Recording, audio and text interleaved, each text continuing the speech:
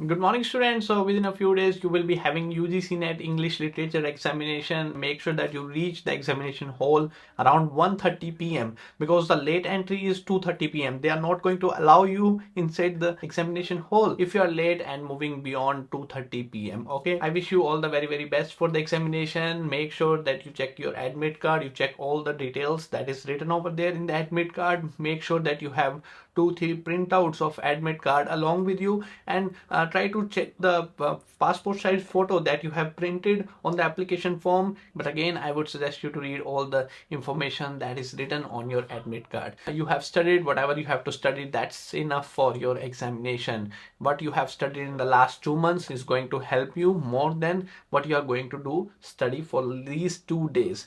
Okay, the remaining 2 days, you can simply go through the previous year questions. We have updated on the mobile application for free of cost. The next thing is try to attempt paper 2 English literature first and try to complete it within 1.5 hours. The remaining 1.5 hours you have to go on to solve paper 1 as well as the questions that you have marked for review. Of course, there will be a lot of questions in paper 2 that you have marked for the review.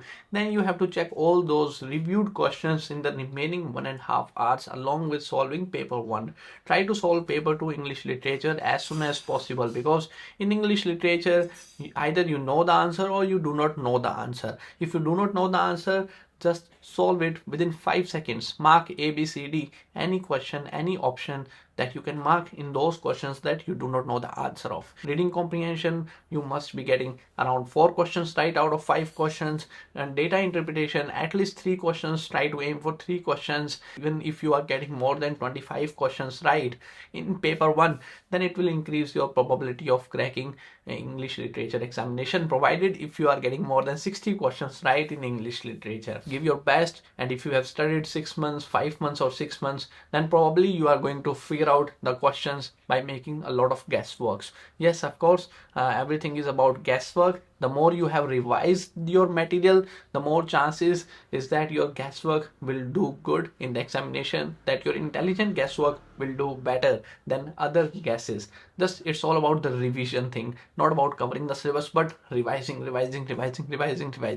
more you have revised, the more chances that you can get more answers right in the examination. The last tip is keep all these heavy topics like reading comprehension, data interpretation, mathematics, all these time consuming topics at the end. Try to solve as many as questions as you can within 1 hour. The small little questions, the factual questions, the questions you do not know the answer of, by marking, by picking up the options, okay, doing the guesswork.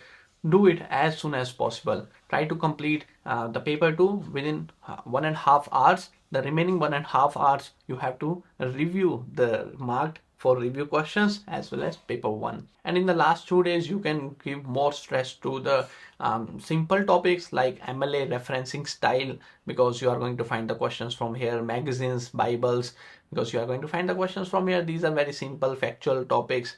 Literary devices, of course, 2 questions will come from literary devices, simile, metaphor, on matpia, and a lot of things are there. A figure of speech, okay, there can be around 30 to 40 literary devices that you can simply figure out from the Google also.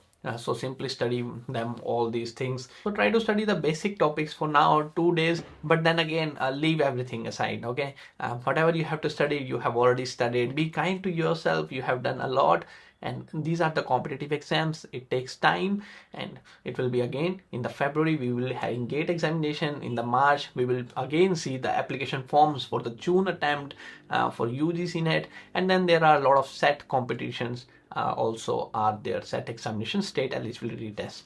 So every time you sit in any competitive exam, you improve your subject command knowledge, because real-time experience gives you a lot of things. You learn a lot of lessons while attempting those set examination, gate examinations, UET examination, PhD entrances. Try to appear for each and every examination, because the more you sit in all these competitive exams, the more chances, the more confidence you will build in the long term. Again, in the beginning you will see a series of failures, a series of failure failed attempt for UGC NET examination. But then once you qualify one attempt, once you qualify even SET examination, even PhD entrances, you will start getting the confidence.